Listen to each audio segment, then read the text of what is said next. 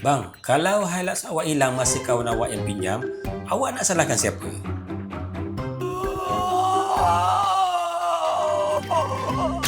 Toyota Hilux ni bukan kereta murah. Anda kumpul duit bertahun-tahun untuk beli. Ada yang ikat perut, tahan, pakai motor dulu. Semata-mata nak ada satu kenderaan yang boleh diharap. Inilah satu-satunya kereta untuk cari makan. Yang ni lah hantar barang, turun site dan bawa family hujung minggu. Dan bila kawan baik nak pinjam, hati jadi lembut. Tak apalah, orang susah tanpa sedar dia sedang mempertaruhkan sumber rezeki dia sendiri.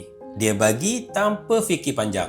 Malam tu dia tunggu kawan dia pulangkan Hilux. Tapi call kawan tak jawab. WhatsApp pula tak reply. Pukul 11 malam, kawan dia call, "Bro, kereta kau hilang. Aku parking kejap je." Dia terus kaku. Sebab satu benda yang dia tahu, dia tak upgrade pun sistem keselamatan Hiluxnya. Masalahnya bukan pada kawan, tapi dia yang terlalu yakin yang kereta dia takkan hilang.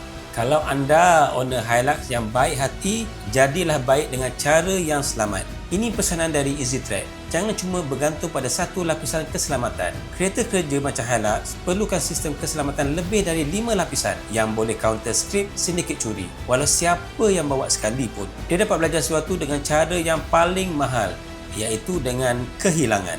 Follow EasyTrack sekarang untuk info keselamatan yang terbukti dan khas untuk Toyota Hilux.